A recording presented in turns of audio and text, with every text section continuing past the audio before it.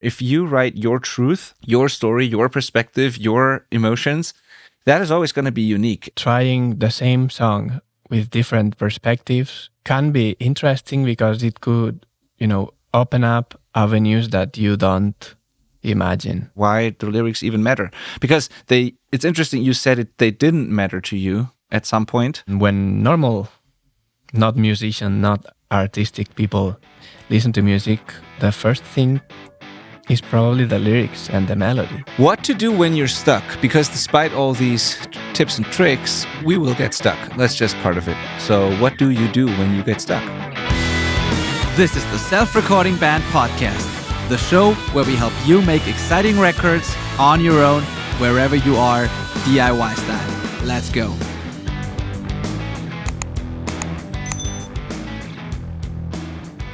Bad lyrics are one of the most common problems that I see in DIY productions.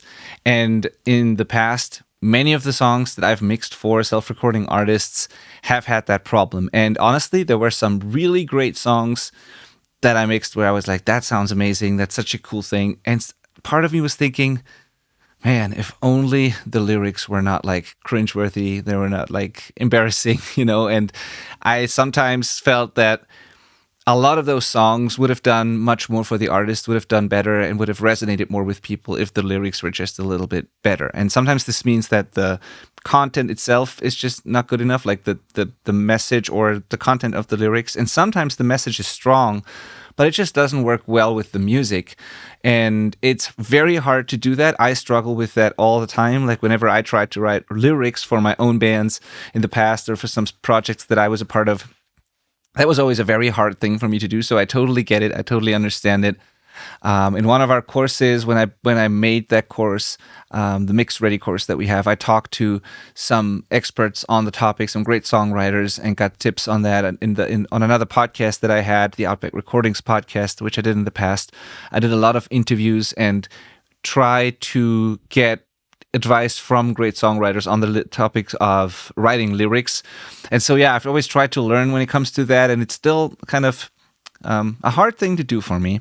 And so I wanted to make an entire episode about this. And the cool thing is that I have an expert on the topic right here today, because Manel, my friend and co-host, he's working, we're working on, but Manel really is doing it. He's working on a course or a resource. We don't know what it will turn into yet, but he's working on a resource for the Self-Recording Band platform here that is on the topic of writing lyrics. And I know that it's going to be good because, first of all, I already have the outline in front of me. Second, I know Manel's music.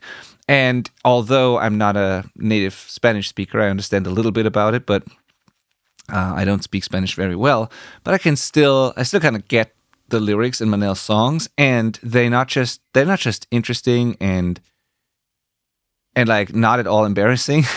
They also work very well together with the music. And this is something you do very well, and I'm excited to talk about this because I really think that this matters, and it's always fascinating to me when somebody does it like that well. And so, yeah, I know you are a great songwriter. I know you help people with that. I know you do it yourself. I have this outline in front of me, and I want to do an episode here where we walk people through that framework of writing better lyrics. I want to give you, as a listener, I want to give you prompts that will help you maybe come up with ideas and maybe a new way of thinking about writing lyrics and eventually overcome the writer's block. And also, we need your input so that we can make this resource even better while we're in the process of finishing things. So, hello, welcome to the podcast. My name is Benedikt Hein. I'm a mixing engineer. We mix a lot of songs every year here at Outback Recordings, my mixing studio. I've been doing that full time for the past 10, 15 years. And I've also built this platform, the selfrecordingband.com. And if you are looking to make exciting sounding recordings from your jam space or home studio, you are in the right place. And as always, I am not doing this by myself. I'm joined by the person I already just mentioned, Manel, my friend and co-host from Spain. Hello. Hi, Benedikt. Feeling happy today again, as every week. And yeah, just in case you don't know, I'm Manel Espinosa. I'm a music producer and mixing engineer from Spain, and I love helping artists, make the best of their songs from the very beginning to the very end of the process. Awesome. Yeah, totally. And Manel, I need to ask, where is your hat? You usually wear a cap when we do like a hat when we do the podcast. Today there's none of that. So what happened? I forgot. Okay, that's all there is to it. You know, I feel kind of weird because today it's a sitting episode for me. If you've been watching this show for some episodes back, I've always been like standing. And today I decided to sit down and, things changed. And so I forgot about the cap, Yeah. Okay. It happens. Anyway, so let's get straight to this, Manel. The lyrics topic. I know it's not directly recording related, but I think in a way it is because, like I said, it is something that is holding people back for sure. Because if the lyrics don't connect, the whole song is like it's much less likely to work out for them. And me personally, as a music fan and listener, and also as a mixing engineer, when I listen to a song, it doesn't really matter how great the song is. If the lyrics are really terrible or it just doesn't work together with the music, it just doesn't work. And it all always starts with a great song and then includes lyrics. Yep. It's the thing that talks to people, that connects with people, and all the engineering, mixing, and all that stuff doesn't really matter if the song's not good. And we always talked about song structures and arrangements and writing and tempo and all that, but never really about lyrics. So I'm excited to finally do this because I know it's a major, major pain point for a lot of people. And I also really get it. It's not that I'm like, oh, you guys don't know how to write lyrics. No, I'm struggling with that as well. I know it's really hard, and I totally understand why it is what it is. And I hope we can help people today with this. Yeah, I think we should say that everyone, like every single artist out there, struggles writing lyrics at some point. Like, it's not like, I think this is, a difficult process, just like going to the gym, Yeah. Some days you don't really want to do it, but you do it anyways. So, can you tell us about a little bit about your kind of songwriting experience or background, just because so that people know before we dive into the concept, just so that people know why the hell did you listen to you, basically? Yeah. Well, I should mention first that when I was younger, like in my 16s and stuff like that, I would not care about the lyrics at all. Like, to me, lyrics were just like a little compliment or something like that in a song, and furthermore, I can say that when I was that age and I was listening to English speaking music, I would not understand the most of the lyrics anyways. Mm-hmm. So that's probably why I didn't give it as much weight as I think it should have. But yeah, I don't know. Years passed, I got older, and I got to be part of different bands along the way. And also when I studied at BIM Dublin, where I studied commercial modern music some years ago already, we also had some songwriting courses there. And I think it was very interesting the way the teachers approached it. And I guess the final moment where I really started to notice this thing is that when I finished, like when I was about to finish the bachelor or whatever you call bachelor, it. The bachelor. I had to do this final project thing, and my final project was my album, the one that I'm releasing right now. And one of the aims of the project was to improve my lyrics, because I thought, there was lots of things there that I didn't know and that I could probably improve. So through, researching about it, I found lots of different, techniques and tricks that I could use to expand my lyric writing. And that's where I really started to bump up, this lyric writing thing. Awesome. Great. Yeah. And I didn't know about the process that well, but I heard the result, and that was one of the things that stood out to me and not just, like I said, the content of the lyrics, but how you made it work together with the music. That is challenging too. Mm-hmm. Like, it's one thing to write a good text. But then there's a lot of people where they basically write this essay and then just put it on top of the music somehow, and it doesn't really work musically. And I mean, to be fair, there are some bands where that is their style. So anyone in the punk rock world, if you're familiar with the band Propagandhi, this is one of my favorite punk rock bands, and it also works, but the way they do it is just they have these really, really well thought out essay, and it just goes on. And even if there's a break in the music, he will just stop and then continue this text afterwards. Like, it's just put on top of this, and it kind of also works. But for most people, it doesn't work if you do it like that. And ideally, like you do it, Manel, it just becomes a musical element as well, not just about the words, right? Yeah, but I mean, I would say in some songs I've done similar things where I would write a paragraph about the topic or whatever, and I felt like that was it. It was all there. Mm-hmm. So, yeah, why not? Like, it is very subjective and creative, but there are some tools and some tricks that you can use to enhance some parts of the lyrics. All right. Yeah, let's talk about those. I'm going to be the student today, and you're the teacher, and I'm going to ask a lot of questions. So if I look at this framework here, I have like 7 main sort of talking points, and those are the first one that you put there is why songwriting quality comes first. So why does that even matter, especially in a recording context, The second one is the power of perspective, is what you called it. The next one is rhythm, rhyme, and line structure. Then we have rhetorical devices making your lyrics more expressive. Then we have object writing, build a creative habit that lasts. I'm very excited about that one and hearing more about it. Then what to do when you're stuck. I think this is going to be super valuable for our audience because everyone gets stuck every once in a while. And then we have the final part here, which is mindset for finishing songs. And I think those last 2 will really resonate with our audience because I know for sure that people get stuck, and I know for sure that people struggle to finish songs. So let's talk about these 7 points. How did you come up with that framework, and why? Like, I mean, it makes kind of sense when you just read through it, but is this, can you tell me a little bit about the entire kind of 7-part framework that you came up with this one? Well, it comes from, there's this book that almost every songwriter knows that's called Writing Better Lyrics, basically. And that one was one of the main books that I read back then when I did the final project. Okay. So I took lots of ideas from there. And also, back then, I interviewed some artists that I love.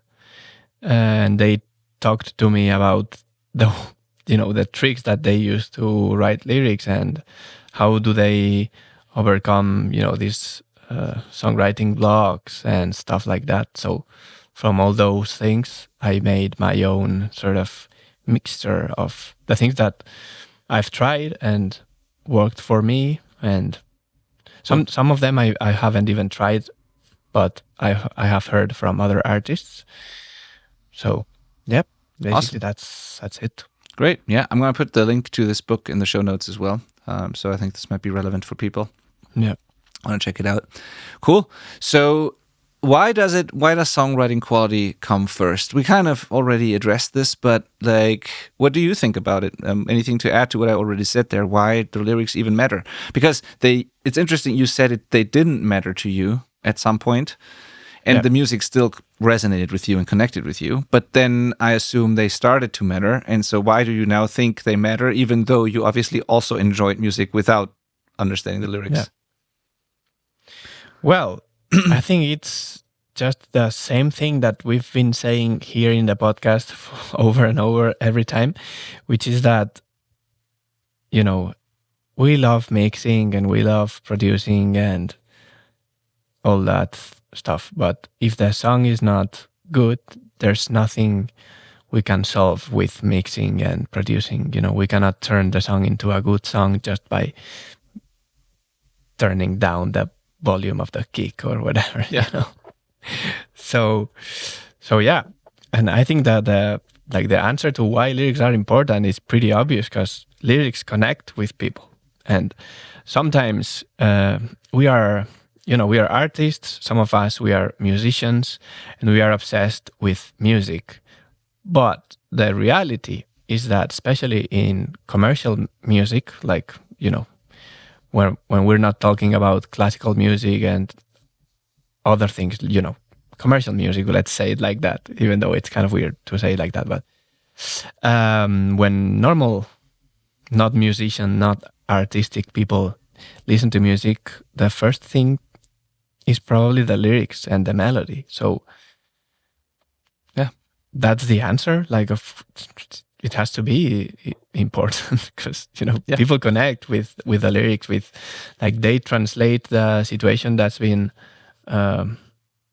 sung on the songs to their own lives, to their own experiences, and that's it. Yeah. Like, for me personally, I can say that when I was a kid and didn't understand some of the lyrics, it still worked, like you said. But when I started to understand what was going on, and even in German lyrics, like, I don't know what it is, but as a kid, if you hear like not children's songs, kids music, but like adult music, sort of, even if it's your mother tongue, you don't. At least it was the case for me. Like, I didn't really pay attention to the lyrics still, or I still didn't get it, even though it was my native language.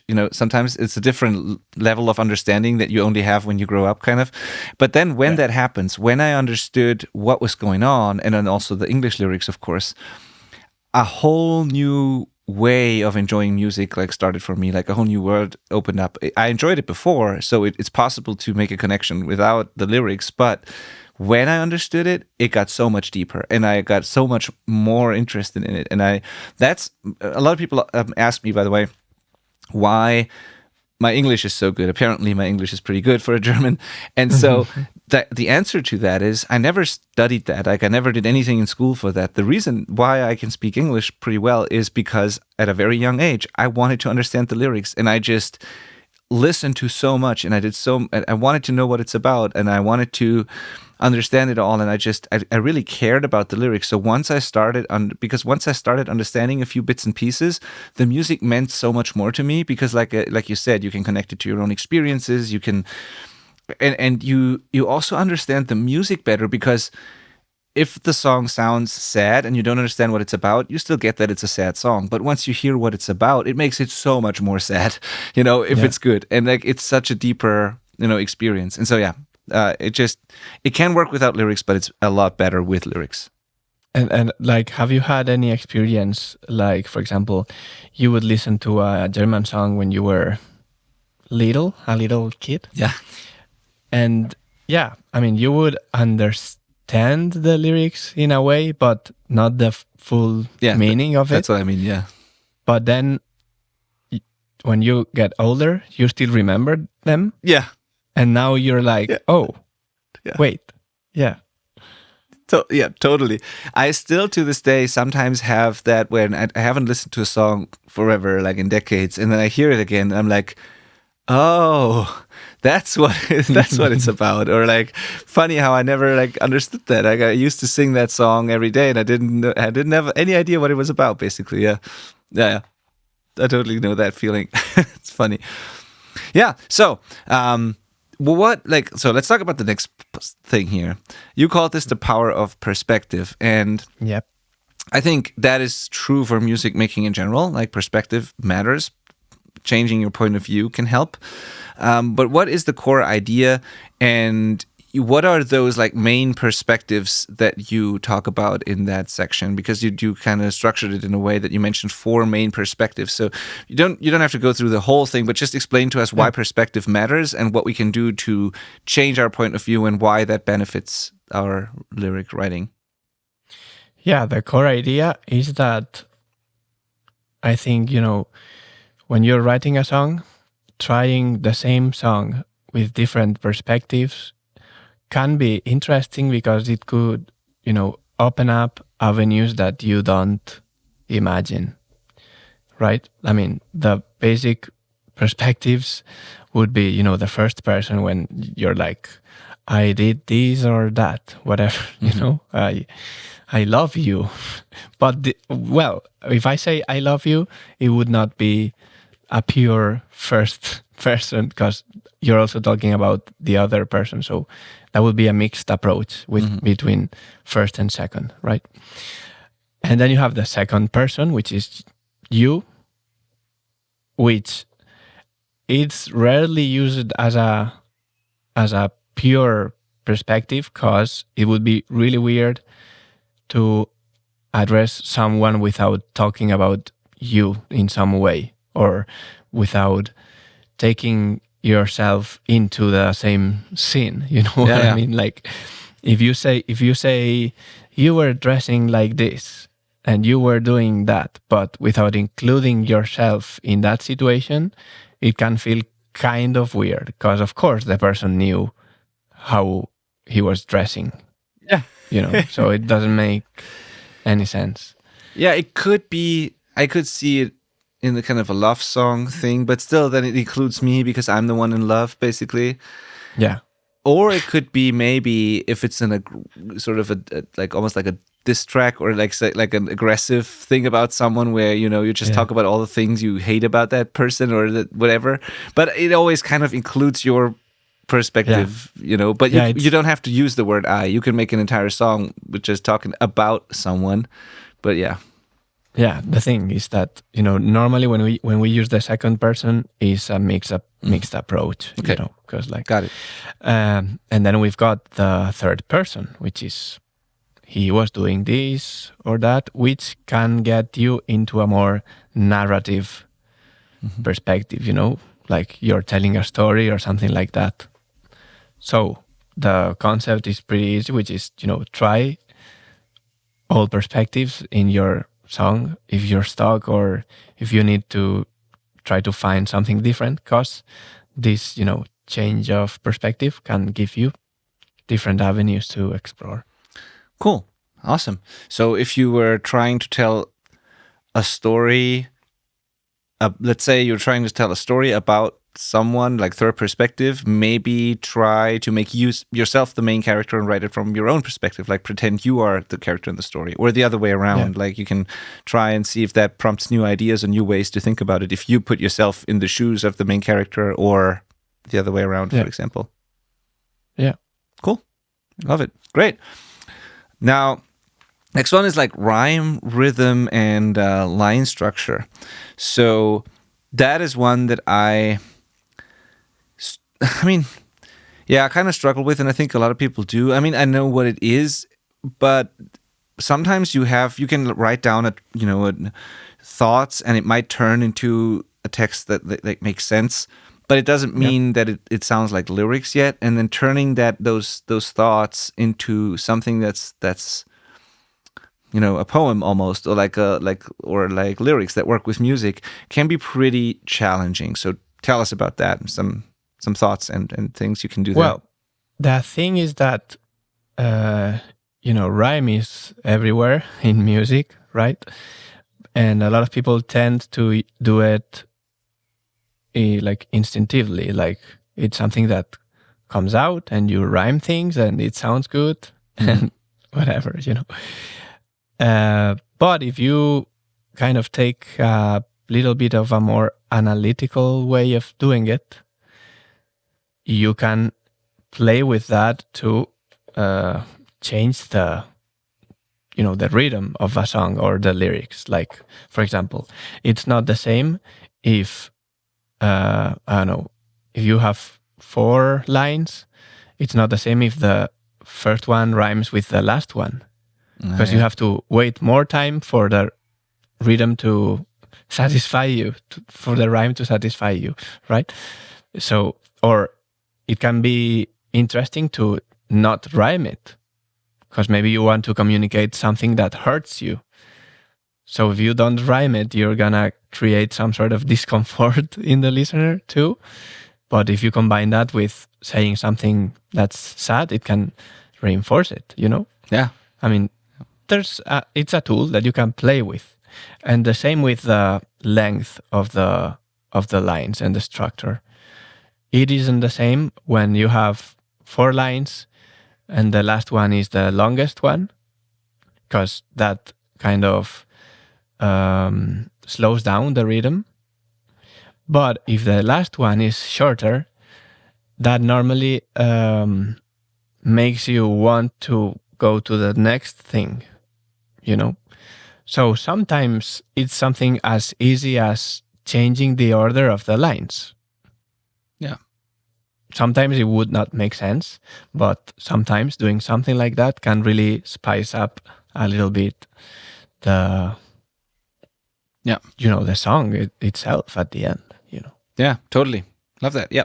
And then there's like typical different rhyme types as well, where it's like it can be pretty much the same, it can be similar but not exact, and like stuff like that. Yeah. And sometimes it doesn't even have to rhyme at all. Like it's not that you have to do it every single time. There's plenty of good lyrics where there's just no rhyme. It's just a tool. But the thing is that, the more perfect the rhymes are, the more feeling of, conclusion it has, basically. If there's no rhyme, there's no conclusion, there's no satisfaction, there's tension there, you create tension. If it's a perfect rhyme where, everything is the same, then that creates some sort of feeling of closure. Yeah. Love it. Cool. So rhyme, rhythm, that's part of it too. Let's get to a couple of things that I think are less obvious but really, really powerful. So the next one is making your lyrics more expressive. So what are some tools that we can use for that? What do you have in mind there? Well, yeah, there are tons of rhetorical devices, which are, I don't know how to explain it, but like different elements, like poetic/artistic elements that can really spice up your lyrics. Like, for example, the most used one is metaphor, right? It's like you're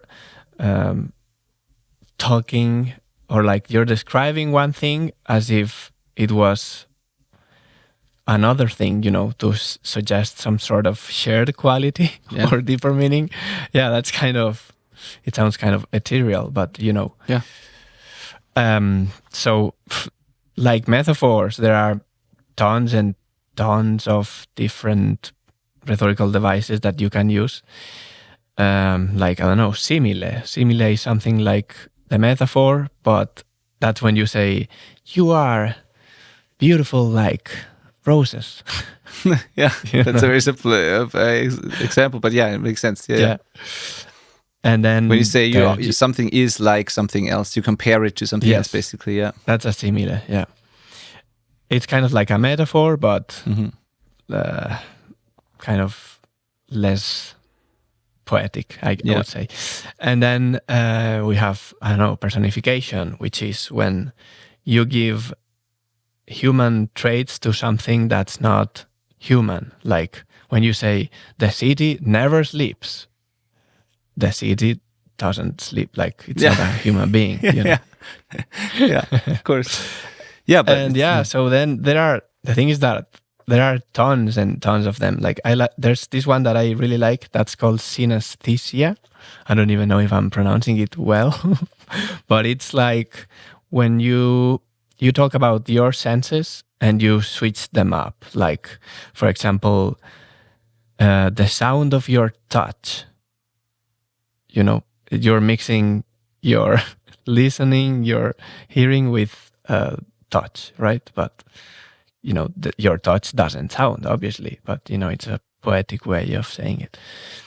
Anyways, I don't want to, make this super long, but basically, there are tons of them, and it's a matter of trying, and when you try them, you'll find that you like some things, and if you use them over time, you're gonna make that part of your lyric writing style, Yeah. And that's the beauty of it. Yeah. To create your own style using the tools that you enjoy. Totally, yeah. I remember when it comes to that, to making it more expressive, I remember one thing that Greg Bennick said to me on when I interviewed him on my other podcast. Greg Bennick is a legend in the hardcore punk world, sort of. He used to be or he still is the singer and main writer for a legendary band called Trial. And he's an awesome human being. He's also a keynote speaker. He actually did a TED Talk, like an actual TED Talk. So he also coaches TED Talk.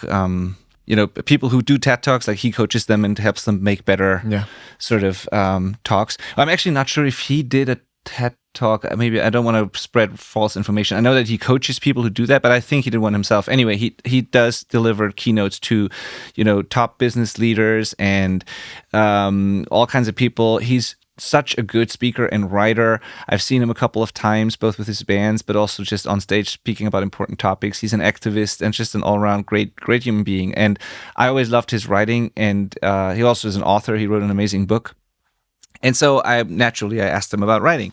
And so I love this one thing that he mentioned where when you, instead of saying something really simple, you can describe, instead of just saying something that is a certain way, you can describe the way that feels or sounds or like the experience you have when you feel that, instead of just saying that you feel like that. So, for example, if you say, instead of saying, I was angry, he mentioned this example, over-the-top example, where how much more powerful it is to say something like, I crushed this, what was his example? Like, I crushed this light bulb with my bare hands, and then he described the sound of the glass splinters hitting the floor and all of that. And that is so much more powerful than just saying I was angry, So, or whatever you feel or want to do in a certain moment when you feel a certain way, if you describe those emotions and the pictures that come to mind, that can be a lot better than just, saying what it is in a simple way. Yeah, now that you talk about it, I think it's interesting also to try and evade using cliches all the time. Because like if you do, as you said, you create a metaphor that's your style is so you, everyone understands it, but it's fresh, right? But if you say stuff like all the time, like, oh, you broke my heart, like that's not interesting anymore because people have been using it for centuries probably. Like, so if you experiment with different rhetorical devices and you make them your own and your way, that's interesting because people will connect with you like with a stronger. Yeah, totally. And yeah, absolutely. And avoiding these cliches, I think, is important because that is also something that makes me cringe sometimes when I read lyrics from where, people try and I get it. But still, sometimes it's just so boring because they use these cliches or they just copy from other things all the time. And that part of it, the way Greg also explained it to me, that actually makes sense. And it makes it pretty easy because if you just write, that's also something he mentioned there. If you write your truth, your story, your perspective, your emotions, that is always going to be unique. And it might be weird or whatever, but it's your perspective. It's how you feel about things. So instead of trying to copy cliches to describe a certain emotion or situation, just write down what you actually see in front of you when you think about this. Like what comes to mind, how you feel about it. Write your truth and your perspective instead of doing exactly what has been done dozens of times before or hundreds of times. And we'll get a little bit into it, I guess, at the end. But that doesn't mean that every time that you write a cliche, you have to erase it. No, absolutely. It's also totally okay to quote unquote steal, by the way, and like be inspired by other work. Like, yeah, glad you brought it up. And also in the process of writing, I mean, you can change it later. But if that's what it comes to your mind at first, maybe you can write it and continue. And then at some point you'll see if you like it or not. But yeah, absolutely. Yeah. This is also something that, again, one more time he mentioned there is like, everyone draws on what's been done before, and it's totally fine to use that as starting points. Like it's nobody like everything has been done in some way in arts basically, and it's totally fine to take that and then turn it into your own thing, because that's an interesting perspective he gave me as well. Is like, if you try to make something so new and so unique that there's no cliche in it, there's nothing that's ever been done before, it's completely new, chances are that it won't resonate with anybody, because we need the connection. We need it to remind us of something that we already know and like. And if it's so new that there's nothing out there like that, then what should we connect it to? It's actually a good thing that it reminds us of another thing that we've already heard. Yeah. And but I just looked it up just because I want to be clear here. Yeah, he definitely did a TED Talk, and if you want to watch it, he's just an amazing all-around person, so I highly recommend you research him. The TED Talk is called "We Want Something More: Passion, Creativity, and the Human Condition," and his name is Greg Bennick, so I'm going to put that in the show notes, and also his book, Build a Better Now, I think it is. That's what it's about. And it's just fascinating. Such an amazing Reclaim the Moments, 7 Strategies to Build a Better Now is the book. Yeah, I'm going to put that in the show notes just in case you're interested. Really good writing, really good person. Good. So, next one, object writing. Yeah. Tell me. That one. Yeah. That one is, I think it's the biggest discovery I did on the final project, which is basically to build a habit of writing, which consists of something as simple as picking any object you have around you or any object you can think of and write for 10 minutes, non-stop, no revision, no overthinking, just write and trying to write from your senses, like your thoughts, your hearing, your vision, whatever. And yeah, that's pretty much it. You write for 20 minutes and you do that every day. And you'll see how it helps you staying fresh with your writing, that your ideas will flow better over time. And as you know, you're writing with no pressure at all, not thinking about anything, you'll also find that sometimes you'll use some expressions that you like or some phrases, and you can take them and put them all in a separate document and call it a cool name and have, a document of interesting things that you can use at some point if you feel like you need something interesting. Maybe you find something there that you wrote 3 years ago that is interesting now for some reason. So yeah, I found it was a super interesting, helpful habit to, in this case, to develop your language, right?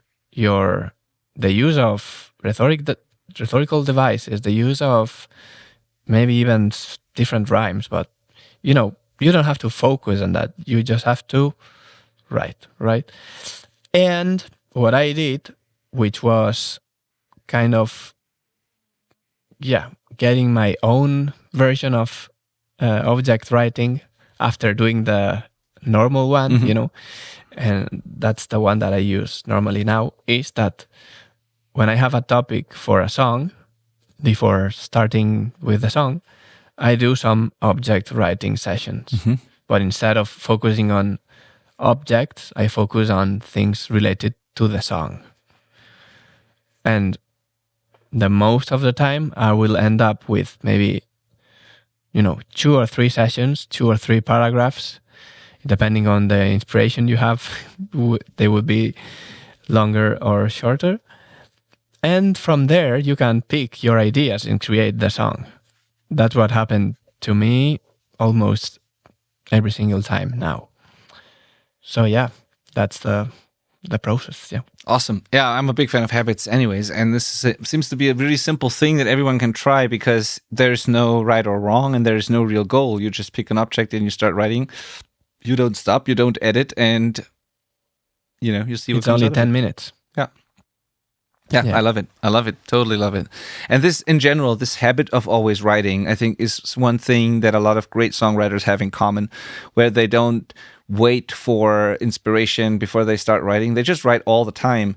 They either have, certain writing hours or a certain habit of doing it, or they just do it while they're living. They always, like a lot of people that I talk to have just always have notebooks with them, and whenever they notice something interesting, they just write it down all the time. It's just a part of them, or they do the object writing like you mentioned, or whatever. And I think if you just do that, if you just become a writer, not only when you sit down, but your identity becomes that part of your identity is you are a writer now, and you just always do that, then you'll have enough raw material that you can turn into songs before you know it. Like that's I think the thing. That's what's been holding me back, is that I never thought about writing song lyrics until I sat down, where I was like, now I need to write a song.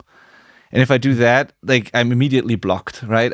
I have nothing, and I sit down and I'm like, now let's write a song. I can't do that. But if I just write all the time and I just brain dump things onto paper and I do whatever object writing, or when I have interesting conversations, I write down a couple of thoughts on that, or when I have certain emotions or whatever.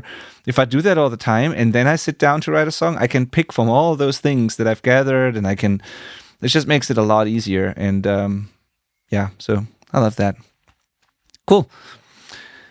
What to do when you're stuck? Because despite all these tips and tricks, we will get stuck. That's just part of it. So what do you do when you get stuck?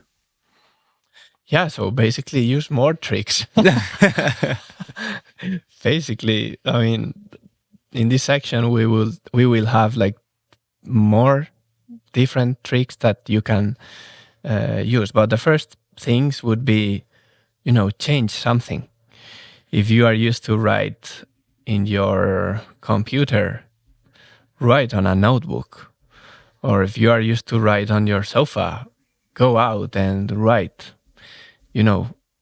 Change something, because that, for some reason, I don't know why, but for some reason that can spark something on you, right? Mm-hmm. That's the first thing.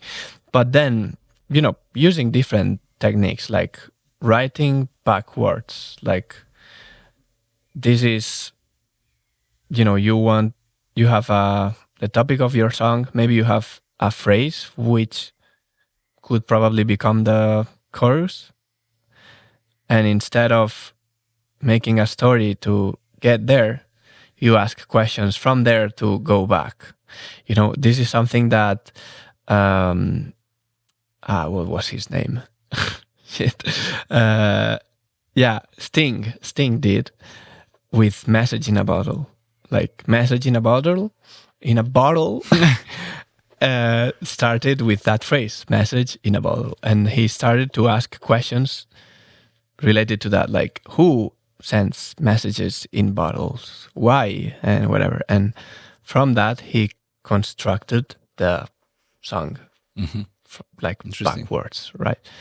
So that's something you can do if you're not used to do it. Maybe that can spark something else. And then, stuff like try to write a song knowing the structure before. Like this song is gonna be, I don't know, verse, chorus, bridge, chorus, and the rhyme is gonna be, the first line is gonna rhyme with the second line, and the third line with the fourth line, whatever, like with some sort of structure like in mind, so that you're putting limits in yourself, like in your songwriting, which will eventually allow you to be more creative within those limits, right?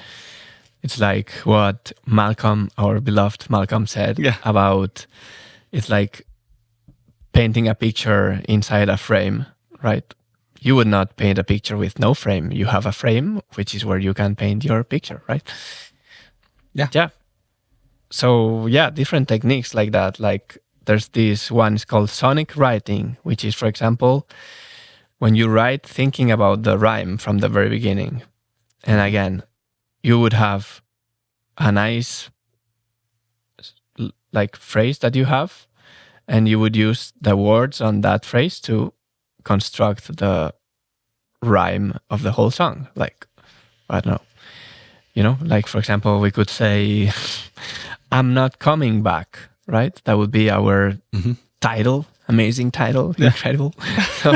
So we would use the word back as our main rhyme and coming as the secondary rhyme. So you would use words that rhyme with those words throughout the whole thing, for example, right? So like you're targeting a sonic element there, right? And I think it doesn't even have to make sense right away, right? You can start with just nonsense, just brain dumping rhymes until something comes up that actually makes sense, right? I think that's an important part of writing, is that you have to be okay with writing down 10 completely shitty ideas or things that are nonsense in order to get to one that is great. And if we try to make everything we write perfect right away, that's kind of a recipe for disaster. I think most of what you'll write is going to be trash, but that's necessary to get to the gold, right? Yes, because that's where we are going now with the two last techniques. Okay. One is the one I call the monster technique, which is you write a lyric with random words. Like, it doesn't matter what you're saying, You're just saying things that rhyme or whatever, but they have no sense at all. Mm-hmm. And then at some point you'll go back and change it to fit the whatever you want to talk about, right? And then there's this other one, which is even worse in that sense, which is writing lyrics, but like with an invented language, just gibberish, bullshit, gibberish, that's the word, and then after that, you write the lyrics. That one is, I think, particularly useful for writing rap stuff, because you can really play with the rhythm.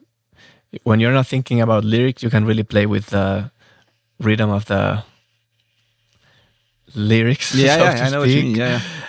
And find interesting ways of using rhymes and stuff like that, and sounds and The thing is, kids do that naturally, and it's fascinating.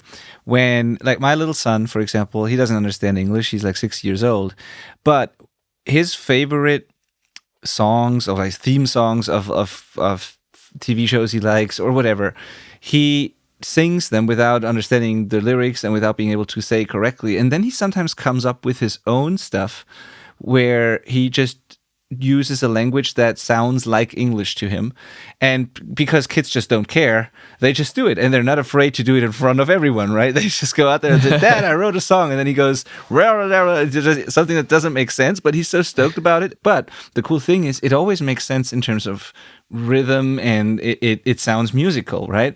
And so if we can get over the fear of doing that and just don't care, and like, that can give us some great ideas. Like I see that in my kids all the time. That's how they do it. Yeah. And a lot of songwriters that I talk to do this same thing. And I always struggled with that a lot, because for some reason, part of my brain, I just don't want to sing nonsense stuff. And I would love to be able to do it better, because a lot of people that I talk to do it that way. They would tell me that they sit down on the piano, and even famous like songwriters and musicians, they would sit down on the piano and start playing something, and then just go and sing nonsense. And it's the melody or first approach, basically, where you write the song and then you worry about the exact words. But every time I do that, I feel so stupid. But I wish I could do it better, because I really think it's a great strategy, a great way of coming up with things. And I was surprised to hear how many songwriters actually do it that way. Mm-hmm. Can you do that easily? Like, do you do that when you write songs? Like, do you just sing along even though you don't have lyrics yet? Or do you write something first and then... I've done all kinds of things, to be honest. Like, when I was... I had a alternative metal band, and we would make the lyrics in English. Sometimes it would be nonsense stuff at the beginning, Okay. And then we would figure out. So, I mean, anything the thing is that anything you can think of is acceptable if it brings you to your goal. Yeah. In this case, right? Yeah. Yeah. Love it. Cool. Awesome. So then the final thing here is this is also something you included in your outline here. You wanted to talk about the mindset for finishing songs. So similar to mixing or anything art related, it's hard to know when a project is actually done because it could always be better. It can always be different. It's like there's no clearly defined endpoint of anything that is art, right? It's just not, it just doesn't exist. You just stop working on it at some point and then it's done. So tell us about this whole thing. Like, why do you think this matters, and how do you, what can you do to actually make sure you finish your songs and don't just go way too far and potentially making it worse even if you don't finish it? One concept that I think that it is an interesting concept that I heard from a Spanish producer, Marc Martin, by the way, just in case you want to know, is that he said that the songs are not finished. Never. Like, we just leave them at some point, but they are never finished. So that's the answer. I think you have to put yourself a limit at some point and just leave and start the next one. And if there's something you can improve, you will improve that in the next song or over time, but...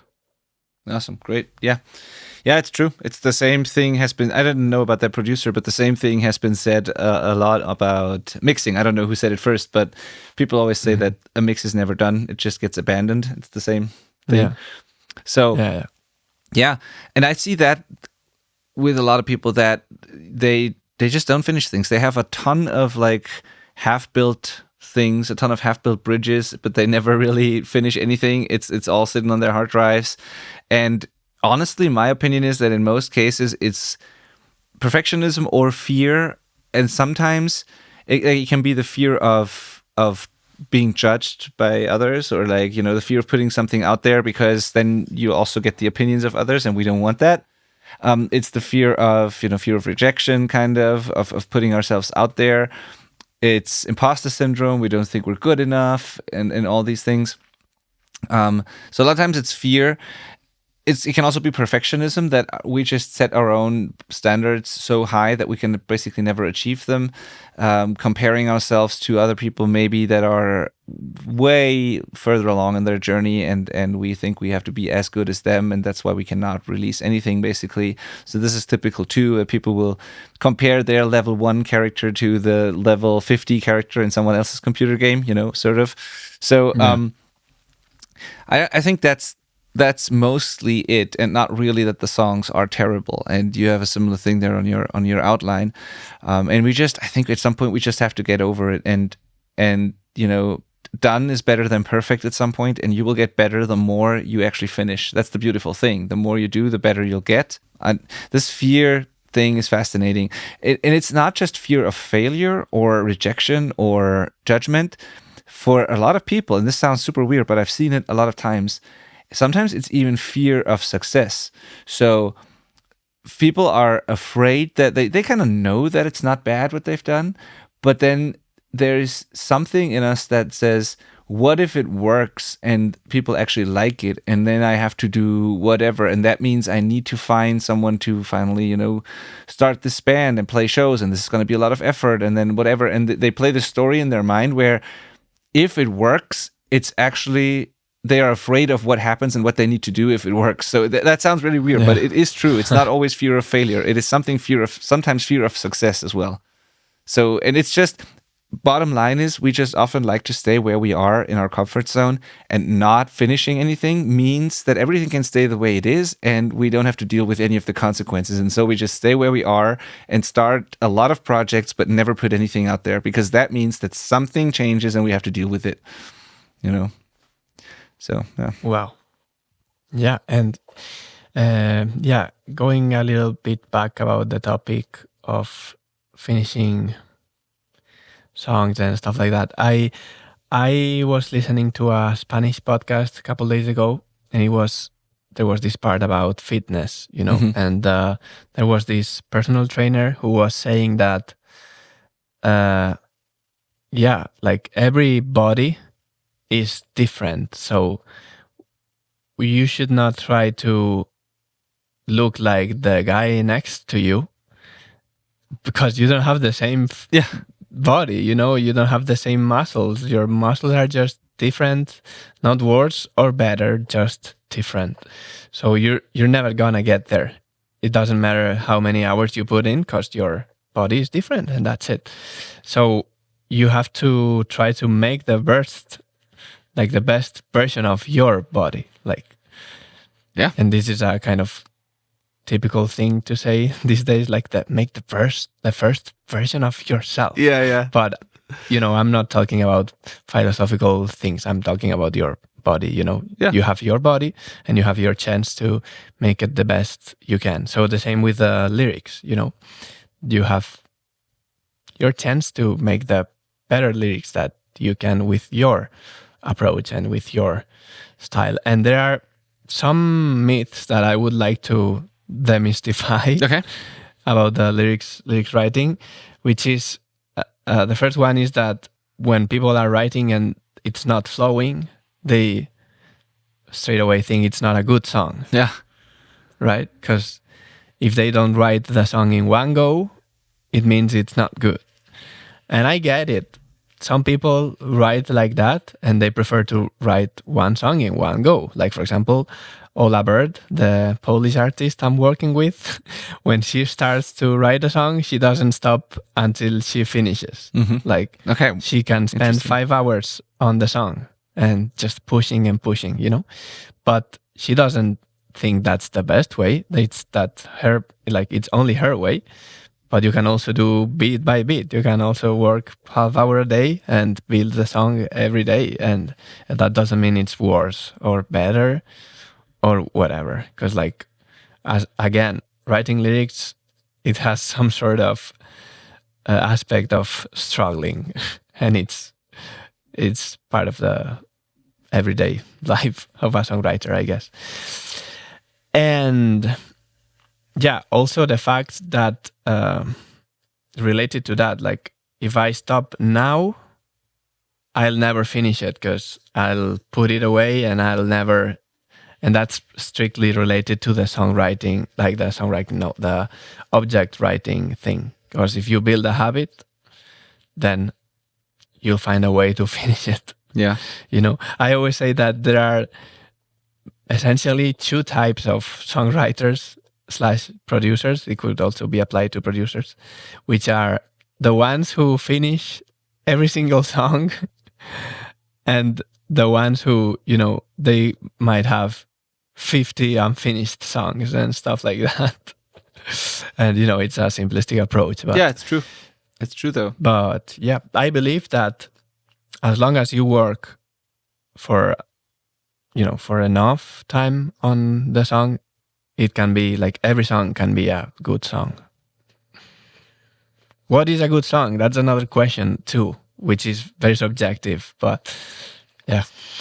I think that can be answered with, there will never be an answer to this question, but a good song is one that you are proud of and happy about yourself when you hear it after it's done, and one that you feel good about sharing. I think that's a good song. Yeah. If you feel stoked about it and you want to share it with the world, that is a good sign that for you yourself it is a good song. Not always, but it's important that it's I'm going to take that back. A lot of people have shared with me things that they're stoked about that was objectively not good, but still, it's important because, again, who am I to judge what is good and what's not? If you are happy with it, then it's a good sign. And a lot of people are struggling with lyrics and they know that they're not happy themselves with the song because of that. So, but if you have some sort of self-awareness and talent and all that, you will notice that if it's good or not. And then, so that's one thing. But then the other thing is the next good sign is if it resonates with anyone, if people listen to it and it creates some sort of emotion, it will not work for everyone. And the best songs out there, I think, are very polarizing. Some people like it or love it, and others just hate it, and that's perfectly fine. So I don't think you should ever try to make everyone happy and make a song that everyone likes. I don't think that's the goal in most cases. It's just going to be some people, it's their thing, and other people, they don't know what to do with it.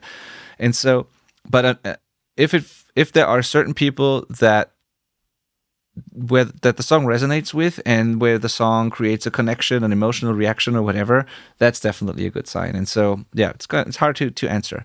And unfortunately, I think we cannot objectively say what is a good song. But I think there are some examples where it's just bad objectively, Yeah. So I'm very careful with this, but some stuff is just, and the way I think about it is I hear it and I'm thinking that could be so much better. Maybe that's a better way to frame it, where it like, without ruining your vibe and message and everything, you could do the same thing, but just so much better, and you just give it a higher chance of actually resonating with someone. And so, yeah, hard to say if someone thinks good or bad, but oftentimes you hear something and be like, well, there's a better way to do that, and you would like it better too if you just knew how to. And I would say the main thing on the topic is that it doesn't have to be amazing right away. Yeah. Maybe sometimes it is. Maybe, you're inspired and within an hour you have your whole amazing song. Not the most common thing. But even though at the beginning it might feel like a really bad song, it can get better with time. So if you put in more time, you'll get there, basically. Yeah, agreed. Yeah. Awesome. So my question for you now, the audience, is, first of all, please let us know if that topic is like interesting to you at all. And then if it is, we're gonna, like I said, Manel is working on this resource, and we're gonna put it out in some way, shape, or form on this platform, I think. And it could be exclusive content for our coaching people. It could be a course. It could be whatever. We're not sure yet what it will be. But I think we need a lyrics resource because people are struggling with it, and we want to make it very actionable, very like easy to follow, easy to implement, and we want to make something that is guaranteed to give you wins and breakthrough moments when you write lyrics. So I already know by looking at the entire outline, it's much more than what we covered in this episode, and I already know that if we give this tool to people, they will write better lyrics, and it will help them get unstuck. It will help them have breakthroughs. So I'm already convinced that it will. It helped me already just by looking at it the last couple of days. It sparked some ideas. I feel more confident in my ability to write lyrics now just by looking at the outline. I haven't even done the full thing. So I love it, but we want to make it so that it's perfectly right for you. And so my ask to you is, can you please share with us the things or examples of things where you have struggled to come up with good lyrics? Or can you share with us why you maybe don't like your lyrics at the moment? Or maybe some examples of stuff that you think are really exciting and others where you think it's terrible, or things you would love to hear about but haven't heard a good explanation yet. Anything that comes to mind that would help us make this resource the best it can be, that would be super awesome. And if you want to do that, you can either just leave a comment on YouTube, or you can send a message to podcast@theselfrecordingband.com, and then we look at that, and if it's not already part of what we're doing in this resource, we might add it and just answer your question in there. So please help us make it the best it can be and the most relevant for you. And I'll make sure, like, if I see anyone reach out to us or leave a comment, whatever, on that topic, I'll make sure I'll come up with something to thank you for that. So do that, reach out to us, and help us make this the best possible thing it can be. Mm-hmm. All right. And if you think it's completely irrelevant for you in your recording journey, maybe also let us know. I don't know if that would be helpful, but maybe let us know. If everyone just hates that topic, we don't ever cover it on the podcast again. But I don't think it's the case. All right. So thank you for listening, as always. Thank you, Manel, for doing this and for creating this resource for us. I think this is going to be very, very helpful. Mm-hmm. And we're going to talk to you next week, I guess. Oh, I can already tell you what the topic of our next episode is going to be. I always forget to do that. I always want to give people like a little bit something to look forward to. So, last week we had Matt on the podcast. So if you haven't checked out that episode, go back and listen to Matt Boudreau of the Working Class Audio. Amazing producer and mixer, has worked with some great names, has a fantastic Atmos studio, and is also the host of the very popular Working Class Audio podcast. We had him on last week. And next week is going to be an interview with a band that I've worked with in our coaching program and community. The band is called Arkware from Austria, and Marcus, the person that I've been guiding in our coaching program, he is self-producing their music, and they released a single that I think sounds fantastic, and it's the first thing he ever like finished or done as a producer that he's totally proud of. And I want to share his story on the podcast and interview him and talk about some key takeaways, breakthroughs, things he's done while producing this. Sounds really fantastic, and I can't wait to share this story with you. So it's going to happen next week, and then I hope to see you there. And thank you for listening, as always. Thank you. Bye-bye. Bye.